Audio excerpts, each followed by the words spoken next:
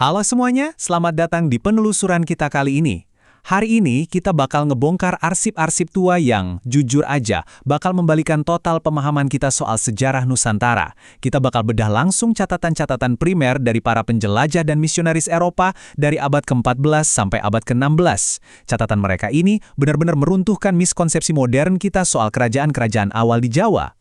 Kita kan sering banget ngebayangin masa lalu kita itu cuma masyarakat tradisional yang sederhana ya kan? Tapi tunggu, sampai kalian dengar apa yang sebenarnya ditulis langsung oleh orang-orang Eropa ini soal peradaban Jawa, khususnya era Majapahit dan penerusnya. Dijamin kalian bakal merinding takjub. Oke, mari kita langsung bedah ini. Coba bayangkan sejenak.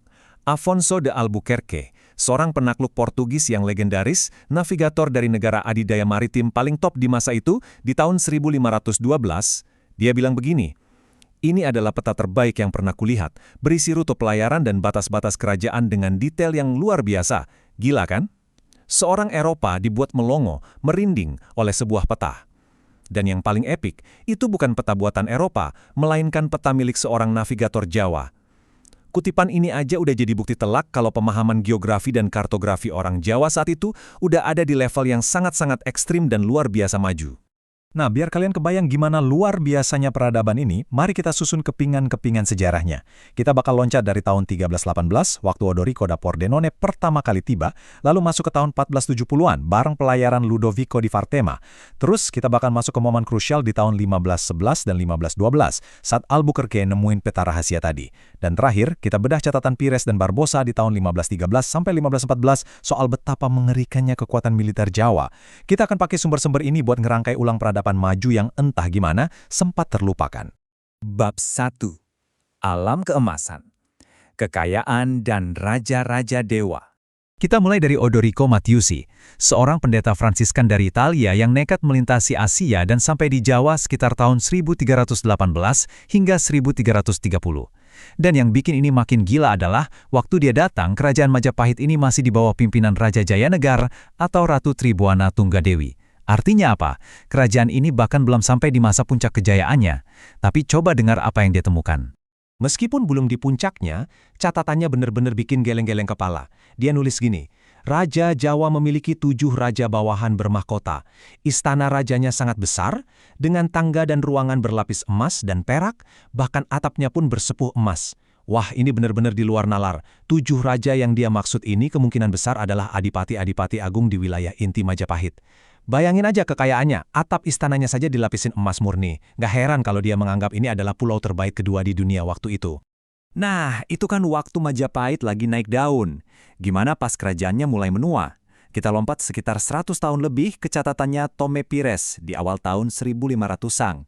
Secara politik, kekuasaan Majapahit memang udah mulai memudar waktu itu. Tapi kemegahan para penguasanya sama sekali nggak luntur. Pires melihat langsung para bangsawan lokal ini diperlakukan dengan sangat luar biasa. Mereka benar-benar hidup layaknya raja-raja dewa. Rincian dari Pires ini benar-benar spektakuler. Dia mendeskripsikan bangsawan Jawa itu tinggi, tampan, dan pakaiannya luar biasa mewah. Mereka ini penunggang kuda yang tangguh, pakai sanggurdi emas murni, dan pelananya berukir sangat indah. Belum lagi senjata mereka, keris, pedang, dan tombaknya semua bertatakan emas. Mereka juga punya armada kapal yang super mewah dan kereta-kereta emas. Jadi buang jauh-jauh bayangan soal masyarakat agraris pedesaan yang sederhana. Ini adalah potret elit sosial yang hidup dalam kemegahan yang absolut. Bab 2. Penguasa dunia, navigator, dan pembuat peta. Oke, sekarang kita beralih ke sumber berikutnya dari Ludovico di Vartema. Catatannya ini masuk ke era Kesultanan Demak, yang waktu itu jadi pewaris Majapahit. Spirit maritim Nusantara yang sangat kuat benar-benar diwariskan ke era ini. Dan apa yang dicatat Vartema soal para pelaut Jawa waktu itu, jujur buat akal sehat orang Eropa di zaman tersebut ini terdengar nyaris mustahil. 4 jam, cuma 4 jam. Vartema mencatat bahwa pelaut Jawa itu berani menembus samudra ke arah ekstrim selatan sampai mereka tiba di perairan di mana siang hari itu cuma berlangsung selama 4 jam. Kalau kita tarik ke peta modern, itu artinya mereka udah berlayar sampai ke perairan beku dekat Tasmania, hampir mendekati Antartika. Ini bukti mutlak, benar-benar tak terbantahkan kalau pelaut kita udah membelah samudra jauh sebelum bangsa Eropa berani keluar sejauh itu. Dan ini nyambung banget ke momen mencekam di tahun 1511. Waktu Malaka jatuh ke tangan armada Portugis, Alfonso de Albuquerque berhasil merampas sebuah peta raksasa dari seorang mualim kapal Jawa. Peta inilah yang bikin Albuquerque takjub bukan main di awal cerita kita tadi. Sampai-sampai petanya langsung dikirim ke Raja Manuel pertama di Portugal pada tahun 1512. Kalian pasti penasaran kan? Apa sih isi petanya sampai bikin orang Eropa panik kagum? Cakupannya bener-bener gila. Peta buatan orang Jawa itu udah ngegambar Tanjung Harapan di Afrika, benua Eropa kayak Portugal, sampai ke Brazil. Terus ada Laut Merah, kepulauan rempah-rempah, dan rute-rute pelayaran yang super akurat menuju Cina dan Jepang. Dan yang bikin orang Eropa makin geleng-geleng kepala, semua rute global raksasa ini ditulis dengan sangat rapi menggunakan aksara Jawa. Ini membuktikan mereka udah mengoneksikan seluruh dunia sebelum Eropa mendominasi lautan. Bab 3. Mesin Perang Jawa, Senjata Api, dan Metalurgi. Sekarang, kalau kalian mikir orang Jawa zaman dulu itu cuma ahli berlayar dan hidup damai-damai aja, siap-siap, karena kita bakal meruntuhkan stereotip itu.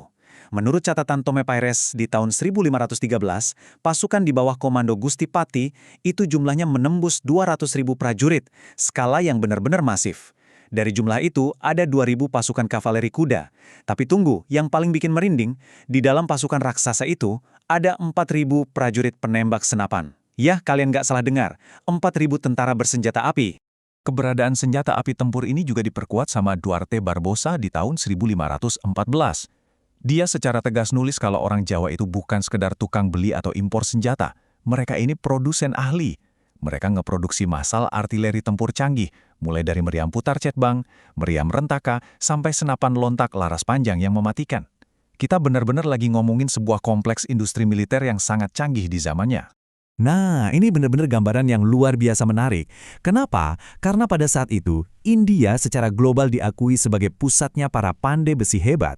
Tapi Barbosa, orang Eropa yang lihat pakai mata kepalanya sendiri ini, terang-terangan bilang kalau orang Jawa adalah pandai besi dan pengecor logam terbaik di seluruh Asia.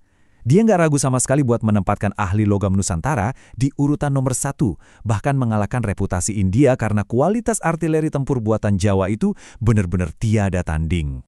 Terus, apa gunanya mereka bikin senjata-senjata mematikan ini? Jelas bukan buat pajangan. Setelah memproduksi meriam tempur besar-besaran, Panglima Demak saat itu, Pati Unus, mengumpulkan armada tempur laut raksasa. Puncaknya, di tahun 1513, armada ini langsung membombardir pertahanan militer Portugis di Malaka. Mereka melancarkan serangan angkatan laut besar-besaran yang didukung penuh sama tembakan artileri meriam berat dari atas kapal. Ini benar-benar bukti konkret dari sebuah operasi tempur maritim berteknologi tinggi pada masa itu. Jadi, kalau kita satukan semua kepingan puzzle dari catatan-catatan penjelajah Eropa ini, kesimpulannya cuma satu. Majapahit dan peradaban penerusnya itu bukan sekedar kerajaan lokal tradisional. Sama sekali bukan. Ini adalah kekuatan super kelas dunia. Sebuah pusat peradaban timur yang menguasai peta dunia, ahli dalam metalurgi dan peperangan canggih, serta dihormati, bahkan ditakuti oleh bangsa Eropa yang melihatnya secara langsung. Pada akhirnya, ini menyisakan satu pertanyaan besar buat kita renungkan. Kalau bangsa Eropa di abad ke-16 aja, yang datang dengan armada perang raksasa mereka, bisa begitu gentar dan kagum pada peradaban kita, kenapa justru kita hari ini yang sering meragukan atau bahkan meremehkan betapa majunya sejarah kita sendiri? Fakta-faktanya udah jelas, dicatat rapi oleh para pesaing kita sendiri. Terima kasih banget udah ngikutin penelusuran kita kali ini, dan sampai jumpa di pembahasan sejarah epik lainnya.